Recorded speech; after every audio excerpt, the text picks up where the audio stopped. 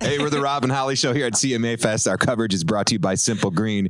Jackson Dean is in the house. How are you? What's happening? Good, man. Last time we saw you at Stagecoach, we were talking a little bit about the woodworking, the wood burning on the guitars. Holly, you were wondering. There's a question that you forgot to ask. Well, I'm pretty sure the answer is yes. I'm like, I bet you Jackson Dean can whittle some wood. Like, I bet you're a wood. Like, have you ever taken out a knife and just all the time as a kid. Yeah. See, I told you it's normally like an old man thing, but he did it when he was a kid. I didn't question it. Yeah.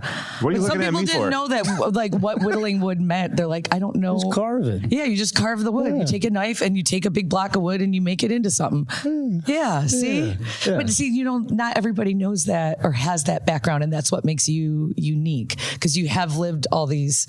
I don't know, kind of like I feel like a different life. I just got to do a lot of stuff that normal kids didn't do. I mean, I came home when I was like 10, and my dad had a whole workbench in the living room for me to vise a Dremel, bandsaw, whole 9 yards. He's just like, go at it. All the things that you could have lost your fingers that you needed to play guitar with. So lucky you didn't have any. You're fine. Any accidents. And I think that conversation also kind of led to if you were stranded somewhere, which country artist would you want with you to survive? And I think we all like Jackson Dean. I answered Jackson Dean. I was like, you'll be fine. We will be fine. We only need a knife, and we go in the woods with Jackson Dean.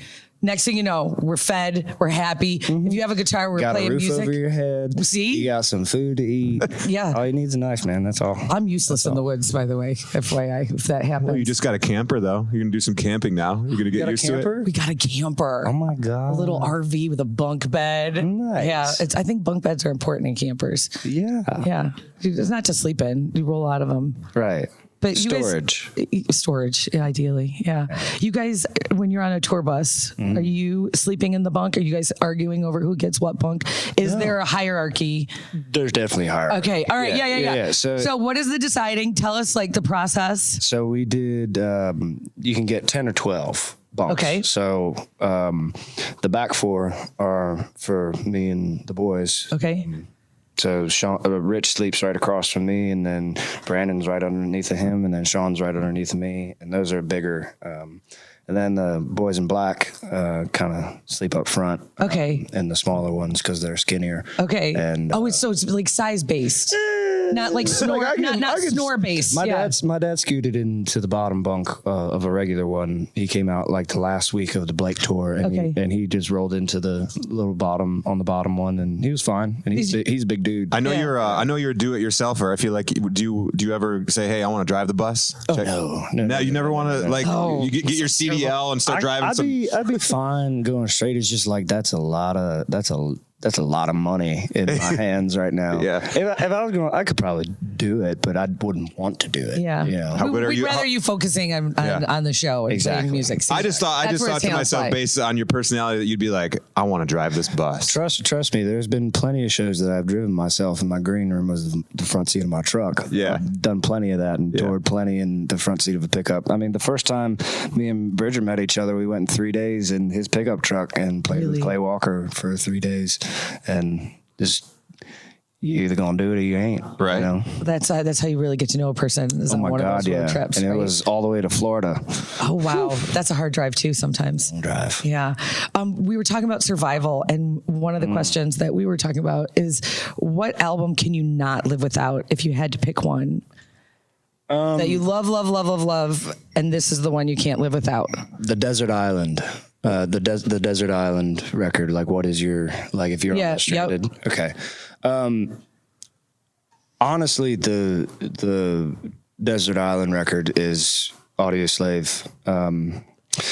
It's the one with Shadow of the Sun and everything on it. Yeah. It's just I can picture the album cover, and I'm forgetting got the fire on it. Yeah.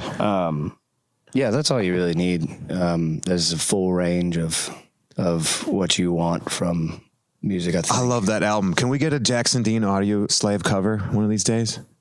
It's coming. So fun. Perfect. I feel like we're always leading into the direction where we're going, which is great. Well, talking about Fearless as well. Holly was singing it. You were singing it earlier, and we had to look up the lyrics to go. I don't think you're getting it right. Listen. In my defense, I get no lyrics right. Okay, so I thought it was I'm fearless. I'm drunk on a ledge because that would make sense. Like if you were fearless, you'd be drunk on a ledge. And I'm rough around the edges, but that is not. Was that even on the table as part of the lyrics? Just it's close. Take the D and turn it to a J. Yes. Yeah. Jump off the. Jump off the ledge. Yeah. Yeah. Yes. And do you come up with? Are the first lyrics when you're writing a song, or are there like different versions that you're like, okay, I got this could be better? Because obviously my version is not so great. The lyrics. Sometimes when you get done with a song, you look at some of those little words, and you're like, you should probably take the S off of this, or make this singular, not plural. But that's just like post-edit stuff. Little tweaks and stuff like that. Little tweaks and edits and whatnot.